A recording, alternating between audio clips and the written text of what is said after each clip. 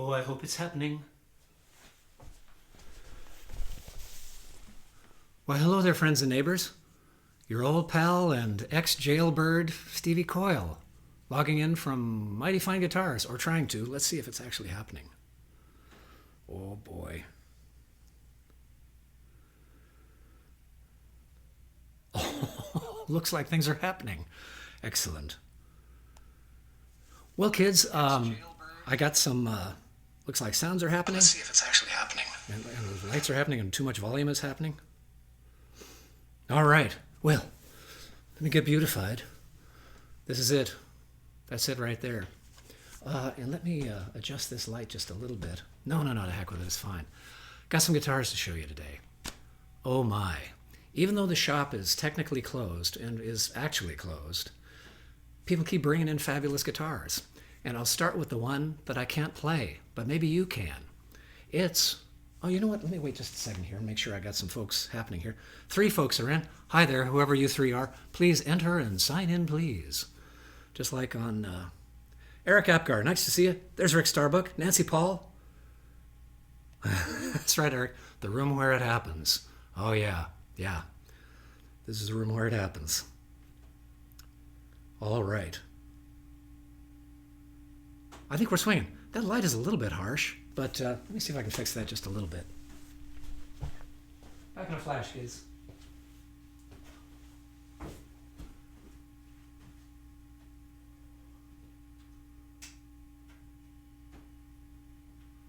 Let's try something like that.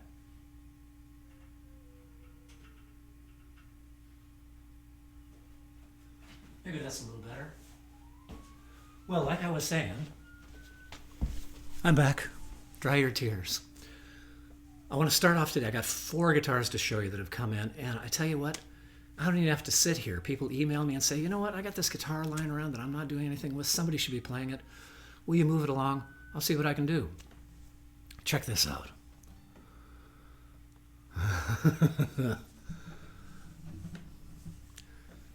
Does it look backwards? Not to a left-hander. This is a left-handed Martin D-45, co-designed and built for and played by Elliot Easton of the Cars. In fact, his name is inlaid up here above the nut, and I wish I could play it for you. Oh, Glenn, where's my music partner, Glenn? He could play the daylights out of this, even backwards. He takes a right-handed guitar and just turns it upside down and plays the daylights out of it. But he can also play left-handed, and he can also play right-handed. It's all in the wiring, folks. Well, this is the D-45. This is the flagship guitar for Martin. All the best woods, and there's even provenance that goes along with this guitar from Matt Umanoff, who brokered, I think, the connection between Elliot Easton and the Martin Company back in 1988 when this guitar was built.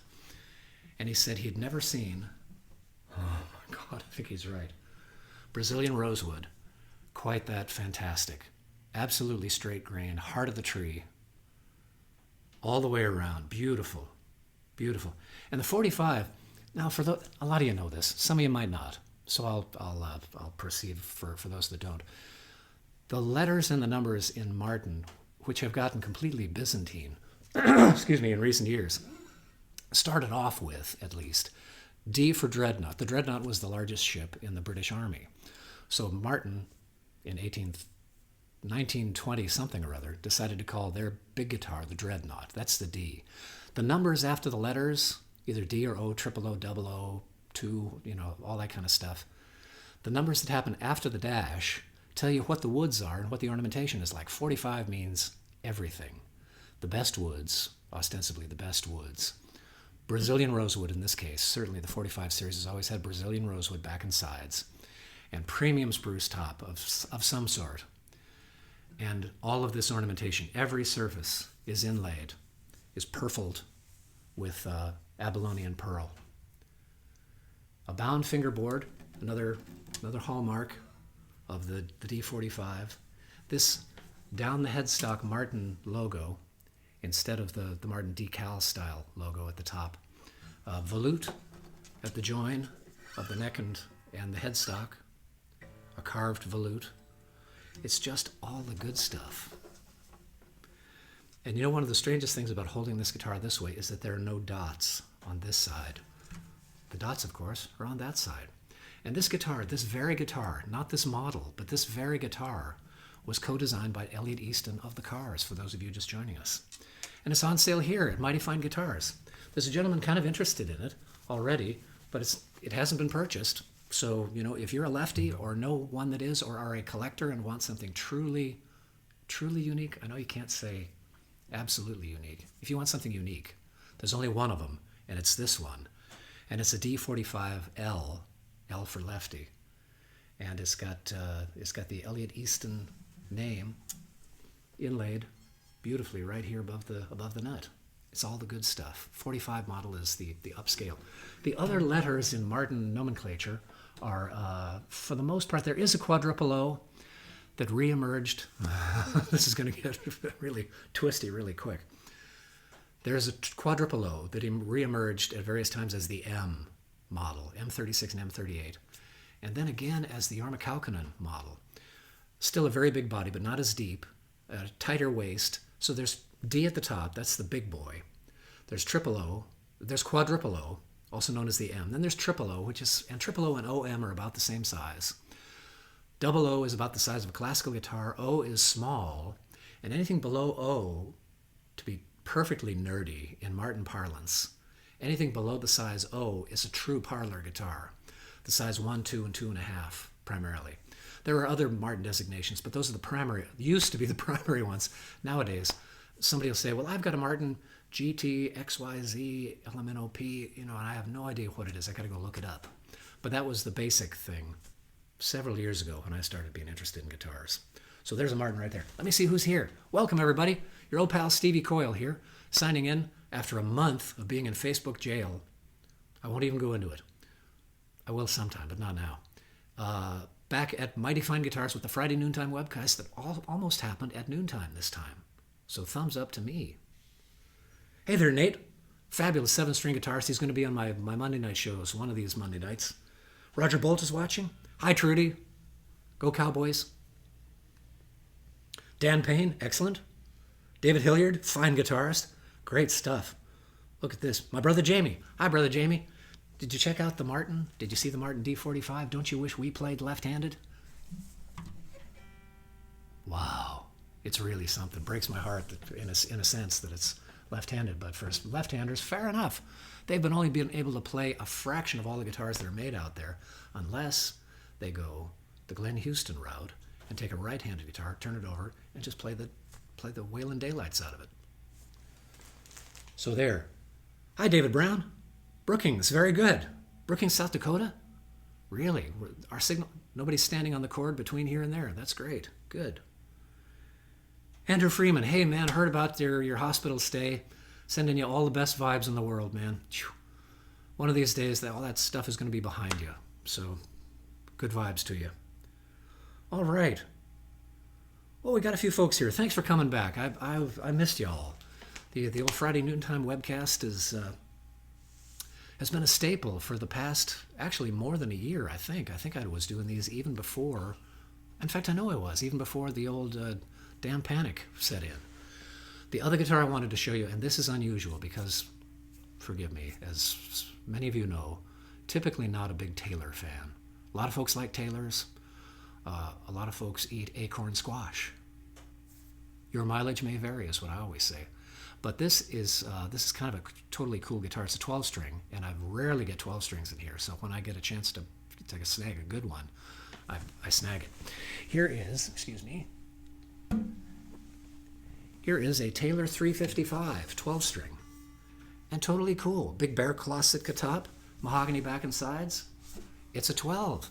It's a nice easy play.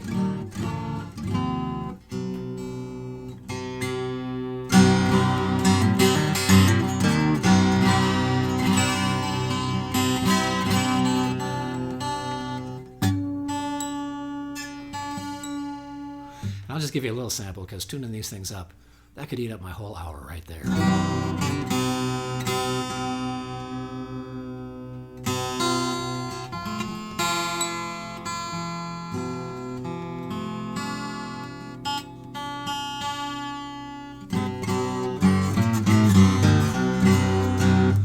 $1,100 for a 12 string that works and is an easy play and has some bass to it, has some bottom end to it. A lot of 12 strings have that jingle, jangle, jingle, I'll come following you, of course, that is the characteristic sound of a 12 string, acoustic or electric. But getting some real bass response out of a 12 string can be the tricky part. Of course, we all covet the old Guilds and the old Gibsons sometimes, those big old 12 string Gibsons had some wonderful sounds in them. I played a few Yamaha 12 strings all those years ago that were really cool and had bass. Now, one of the tricks, in fact, where are we here? No, we're in standard tuning here. One of the tricks you can do, which I'm surprised more people don't know about, because it was kind of a thing when I had my 12 string. I had a Cleara 12 string that got stolen. Well, I was out on stage. Somebody offed with my 12 string from backstage at the Santa Clara University. Still a little pissed about that. The thing about 12 strings is you can tune them down and string them heavier. And that was a lot of those Leo Kottke recordings, the early ones you heard, where he was tuned down a step and a half to a C sharp on either side, or sometimes C, you know. You can tune them lower and string them heavier, and that's what gives them some boom. Because otherwise, these octave strings can really give you a lot of jingle, jangle, jingle, and can kind of dwarf anybody else. They don't play so well with others sometimes, unless they're way back from the microphone, or way back in the circle, or in the other room, you know. I made the mistake of turning on the heat when I came in here, because I needed to.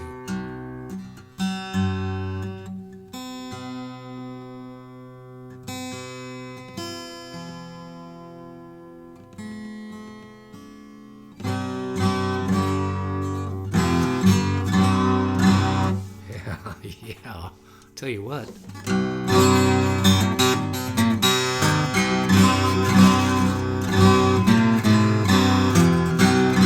And plenty of volume, tons of volume, a lot of punch too. The thing about a 12 string that I like a mahogany 12 string myself rather than a rosewood 12 string. They're ringy enough. They've got built-in reverberation just for the fact you've got strings doubled across an octave or two. But you add rosewood to that, and sometimes it just gets too washy for my ear. Acorn squash, again. I like mahogany or maple for a 12 string myself, because it tends to give you more punch and directness, but you can still, there's tons of volume. Whew, I should say, I won't do that again.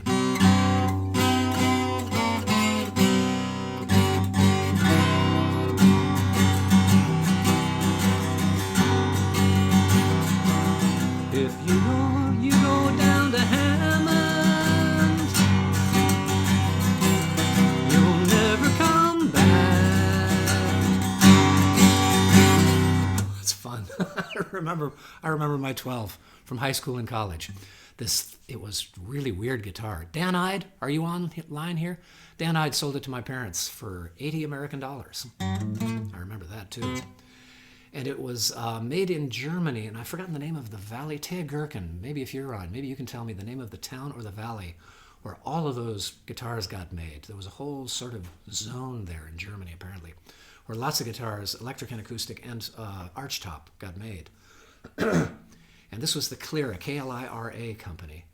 And it was enormous. The guitar was huge. The bridge was stapled down with big screws. It had big screws to hold the bridge down, which was not unusual at the time. And at the top here, instead of having a regular nut that would kind of kick back and would give you the angle you need to provide an effective end to the string, it had kind of that Fender type bar going across and a perfectly flat headstock parallel to the neck, but set down a fraction of an inch, and all of the strings would pass under this bar and then up to this enormous headstock that had full-size tuners. These are mini tuners. These are little ones, so they all fit kind of nicely on the thing and don't make the headstock so heavy that you've got to, lean to the right to play it.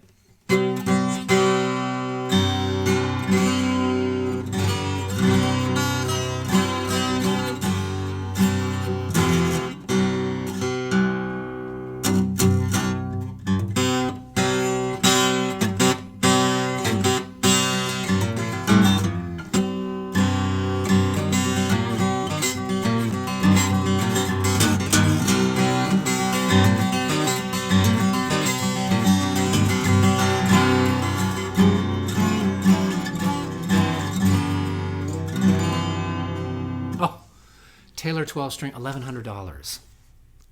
I must be crazy. It's Crazy Stevie's Guitar Emporium. But that's a screaming deal for a 12-string that works and is in fabulous shape. Low mileage, folks. Only driven by a little old lady to folk mass on Sundays. And that's the Taylor 355 from 99 or 2001. You know what? I should look at the website that I just refreshed. The website is pretty much up to date, and there's all kinds of cool stuff up there. If you just go to the inventory page, hit inventory and let it sit, because all of the guitars that are actually in the shop are floated to the top of the listing there. And all the guitars that I wanted to leave pretty pictures of but are not in the shop have asterisks after them in the inventory list. But if you just go to the all note, the all option, the all link on the inventory page, which it'll land on anyway if you hit inventory off the home page, you'll see all the new stuff, all the stuff that's in the shop right now. And there's tons. Every wall space, every carousel space. For those of you that have been in the shop, there's a carousel over here. Every carousel space. All of the stands. I had to buy some more stands because there's so many guitars in here. So help me out. Come buy one. They're fabulous. And even if you're not certain you want to buy something, there's nothing that just jumps out at you off of the website, hit me up for an appointment. We can meet out front here. The weather's getting nice, middle of the day. It's lovely. I can bring guitars out to you. You can play as many as you like. If you love one, buy it. If you don't, no harm, no foul. For those of you out of the area, for the cost of shipping both ways, if it's not true love, I'll ship you anything, and you can try it out and see if it's love. If it's love, I'll keep the money. If it's not, I'll refund the money, and all you pay is shipping both ways. That's the way it's done. Easy as pie. The other guitar I wanted to show you, two other guitars I wanted to show you. One is and I haven't even played this one yet. I just gave it a quick look, but boy, it's lovely. It's a Martin from 1953, and it's so light. That's the first thing I noticed, plucking it off the stand. You should pardon the expression. Is that it's so light. It's a double O, about the size of a classical guitar. This is several sizes down from the Dreadnought. The Dreadnought is the big boy. Then there's quadruple O. You don't see too many of those. You do see lots of triple O's and OMs, which are kind of the do-it-all guitar. Still lots of bass, but narrower body, tighter waist, so the whole thing sits lower and closer to you. The triple O, the double O though, I have a special fondness for double O's. My Alpha guitar by Alan Perlman is a double O.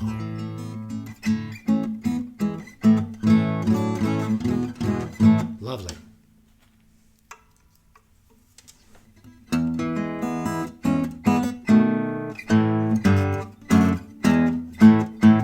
One and 11/16, narrow across the fingerboard up here. It's got kind of the Dreadnought size. There's variation in double O's in all Martin guitars. This one has a narrow fingerboard. This is 1 11/16. So if 1 3/4 is too big for it, it would seem like a 1/16 of an inch up at that end of the world wouldn't make a big difference. It does. You really feel the difference. And this one's had a recent neck reset, totally expert neck reset, and some braces shaved. So it is darn lively.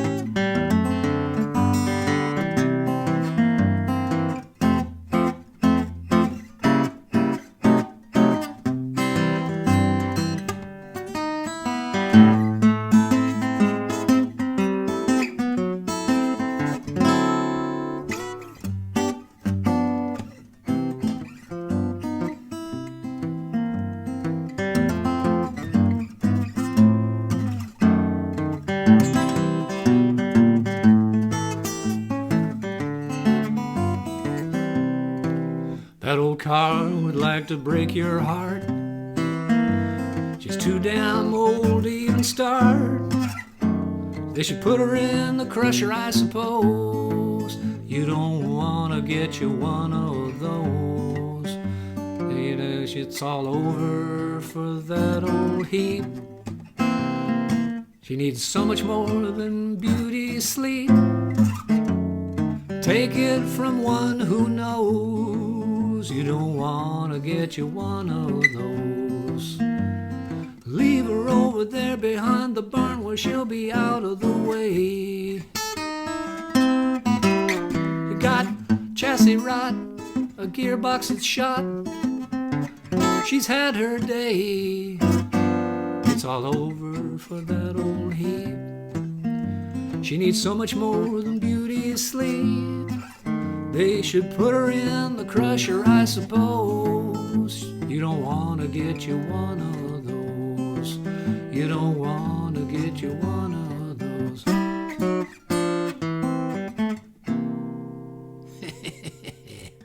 I should learn that one. It's a good song. Totally Martin-y Martin. Whatever that means, a Martin-y Martin. This one is one of those. Remember the first Martin I got from Rocco Tavani. Rocco, are you online here?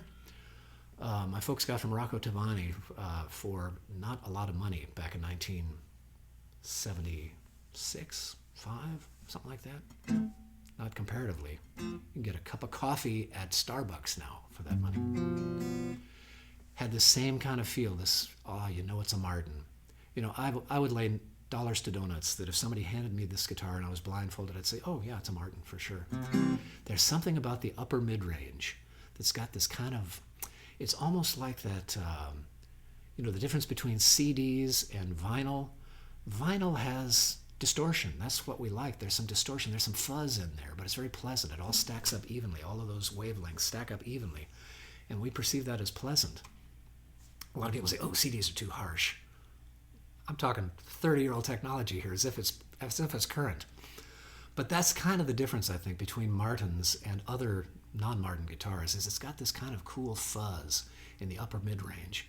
And by fuzz, I mean something good. It's not distortion necessarily, but it's this kind of thickness. It's kind of a bloom and a blossom. Oh, I'm waxing poetic. Stop me before I wax again. And there's one more guitar I wanted to show you that came in that I'm not terribly familiar with this builder. It's John McQuarrie, his name is. And he builds his guitars under the name Northwood. And he's out of Canada. But it doesn't mean he's not a nice person. And this is a lovely thing. He calls this Mini-Jumbo. And the proportions are kind of jumbo-esque, a tight waist, really wide lower bout. But it's not the kind that makes you know, because the waist is nice and narrow, it sits low and comfy. Oh, and this one is tuned down, isn't it?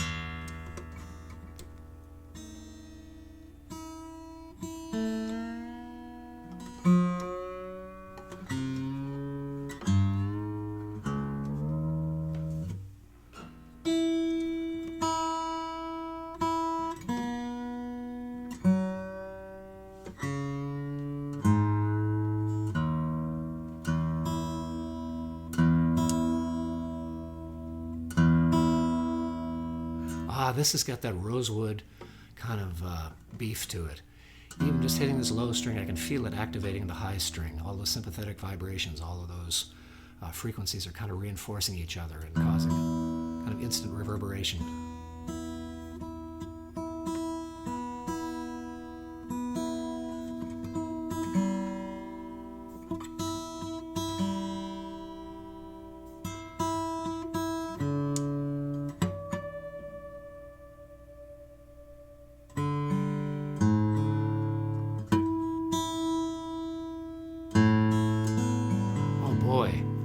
Big, bright, clear sound.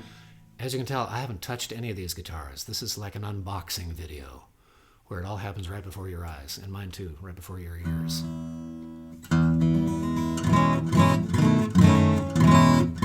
Lovely. Lots of low end.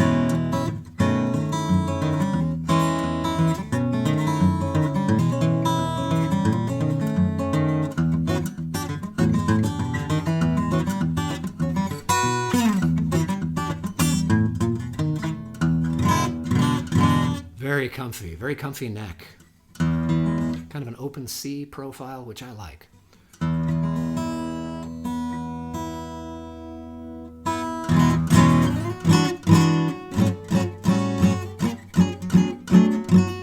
This one is strung nice and light too, so it's a nice easy play, which I like too.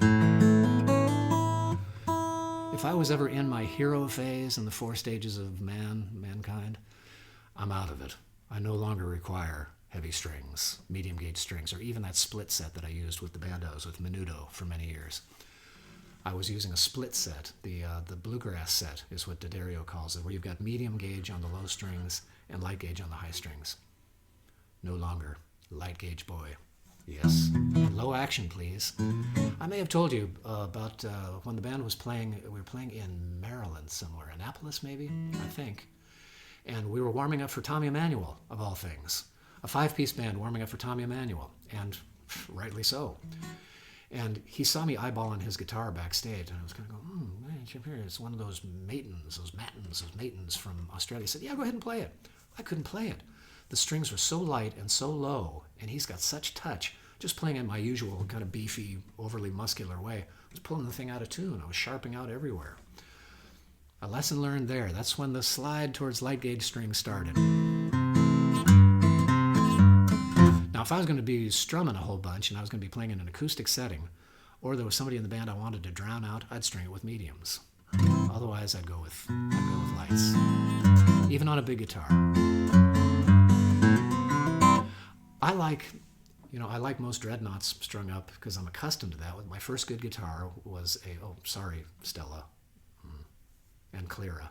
But my first really good guitar was a Martin, a D-18. And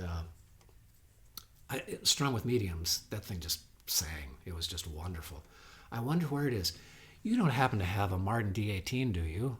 Yes, you. 232192 is the serial number. From 1967, as I recall. Late in 1967 is when it was made.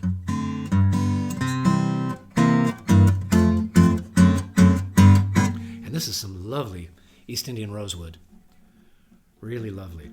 Really straight grain. A beautiful, impeccable build. This John Macquarie is really something. I had a Northwood in the shop a few years ago, and it was lovely as well. And somebody got a hell of a deal on it, and this one is only in this shop. You can put the word only in front of $2,700. Not in a lot of shops, but in this shop, I'm afraid you have to do that. This one is only $2,700. Really impeccable build. A nice, kind of a tailory feeling neck. I hope that's okay to say, John. I guess maybe because it's satin finished. That's some of it.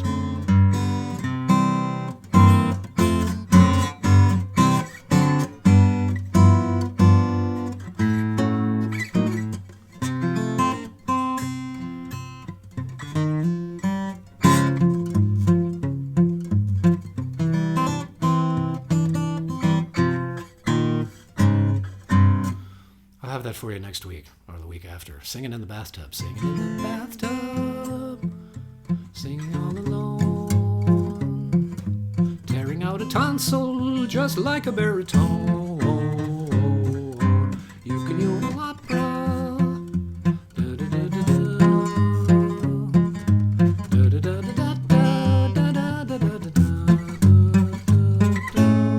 Etc. I'm ignoring your questions and comments altogether. I'm so sorry. Get a little carried away here.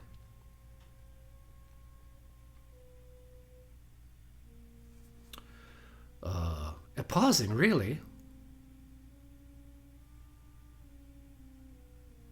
I'm rocking here. Folks, are you, you have a 76 D-35? George, how are you, man?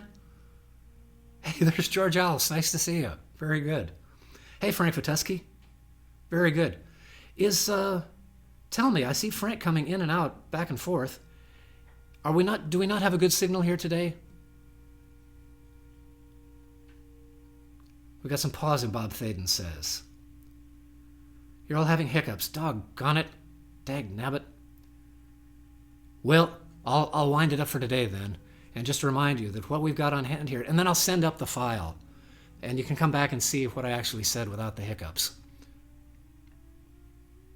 Yeah, that's what I'll do.